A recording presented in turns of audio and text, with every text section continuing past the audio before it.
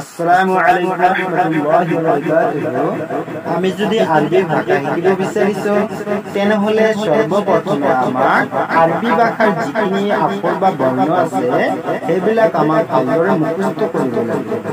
মুখস্থ কৰাৰ পিছত গোটেইবিলাক বৰ্ণ বা আখৰ নেদেখাকৈ যাতে আমি লিখিব পাৰো এনেদৰে আয়ত্ত কৰিব লাগিব। আৰু আমি যিকোনো এটা বৰ্ণ বা আখৰ দেখাৰ লগে লগে অতি সোনকালে কোনো দ্বিধাবোধ নকৰাকৈ যাতে যাব পাৰো তেনেদৰে আমাক মুখস্থ কৰিব লাগিব বা নেদেখাকৈ লিখিব লাগিব। এতিয়া আমি আৰবি ভাষা শিকিব বিচাৰিছো। এতিয়া গোটেইবিলাক আৰবি ভাষাৰ বৰ্ণ বা আখৰ কোনটো কেনে আকৃতি দেখাত কেনেধৰণৰ গোটেইবিলাক আমাক আয়ত্ত কৰিব লাগিব। আরবি ভাষার আখর বা বর্ণবিলাক কেনেদৰে কৰিব লাগে ইয়াতে আমি আলোচনা কৰি কথা না বলে শুরু করব। বিসমিল্লাহির রহমানির রহিম। আলিফ অতি দ্রুতগত, বা এক আলিফ টান দিতে, তা এক আলিফ টান দিতে, সা এক আলিফ টান দিতে, জিম শক্ত করে এক আলিফ টান দিতে, হা এক আলিফ টান দিতে হবে, খ এক আলিফ টান দিতে হবে, দাল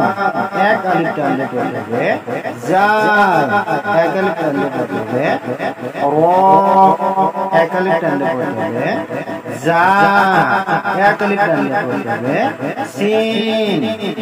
এক আলিফ টান দিতে হবে, শিন এক আলিফ টান দিতে হবে, সদ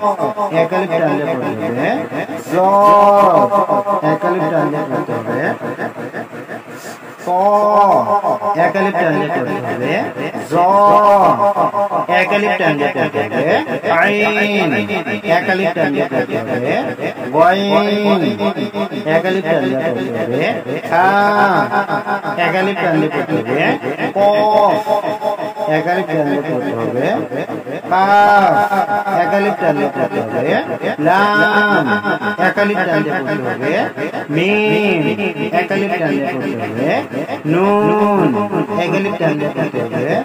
ওয়াও এক আলিফ টান দিতে হবে, হা এক আলিফ টান দিতে হবে, হামজা অতি দূরত্ব করতে হবে, ইয়া এক আলিফ টান দিতে হবে, ইয়া এক আলিফ টান দিতে হবে,